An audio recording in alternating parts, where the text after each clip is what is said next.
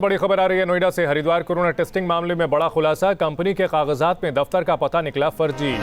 Company ने अपना address Noida के सेक्टर 63 का बताया था, लेकिन यह पता फर्जी निकला है। कुंभ के दौरान फर्जी कोरोना टेस्टिंग के मामले में जिस कंपनी ने अपना एड्रेस सेक्टर 63 का बताया था, वहां पर कुछ भी नहीं है, ये फर्जी निकला है पता। कंपनी के कागजात में जो दफ्तर दिया गया था का पता बताया गया था, वो नकली निकला है।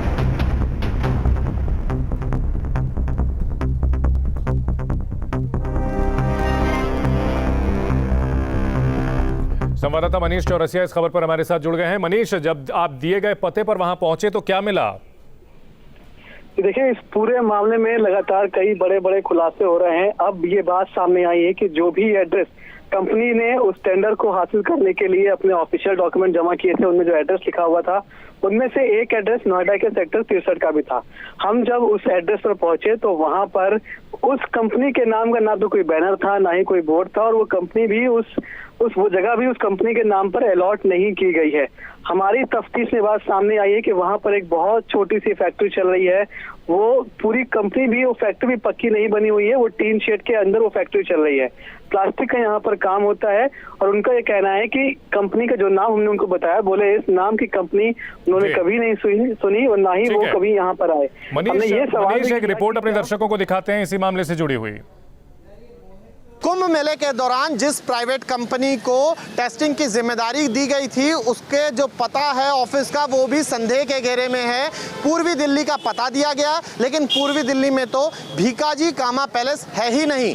आप अंदाज़ा लगा सकते हैं कि कितना, अगर कहा जाए तो ड्यूबियस काम जो है वो किया गया। कि जो अंसल चैम्बर दिया गया, हमने पता किया पूर्वी दिल्ली में अंसल लक्ष्मीदीप बिल्डिंग तो हमें यहाँ पर मिली, लेकिन इस तरीके से अंसल चैम्बर और उसका जो एड्रेस दिया गया है वो नहीं मिला। सर, आप यहाँ ऑफिस में कब से आ रहे हैं? मैं काफी दिनों से आ रहा हूँ। अच्छा, कहीं आपने पूर्वी दिल्ली में सुना भीकाजी कामा पैलेस? नहीं, भीकाजी कामा जो पैलेस है वो साउथ दिल्ली के अंदर है, यहाँ नहीं है। अंसल भवन वहाँ पे हो सकता है, उन्होंने बिल्डिंग, ये अंसल तो बिल्डर है ना, तो इन्होंने बिल्डिंगें बहुत बनाई होंगी, परंतु यहाँ पे तो कंपनी का कोई ऑफिस नहीं है ना? नहीं, हमें कंपनी का नाम नहीं पता, हमें तो अपनी कंपनी से मतलब है।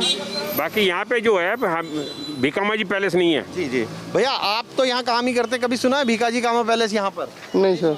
हाँ? कभी आपने सुना? नहीं सुना भैया जी। नहीं सुना।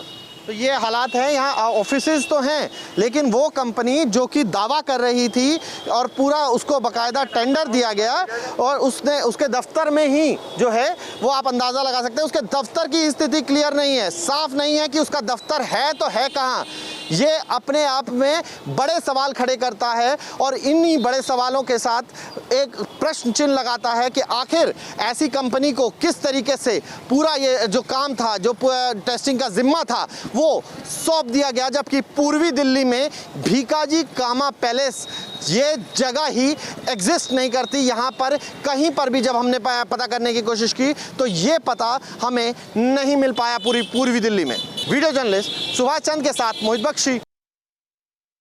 हमारे साथ नोएडा से संवाददाता मनीष चौरसिया बने हुए हैं। मनीष, चाहे नोएडा हो या दिल्ली, जहां का भी पता इन कंपनियों ने दे रखा है वो फर्जी निकली हैं। ऐसे में बड़ा सवाल यही उठता है कि आखिरकार इन लोगों को बिना जांच के टेंडर दिया गया कैसे वैक्सीनेशन का?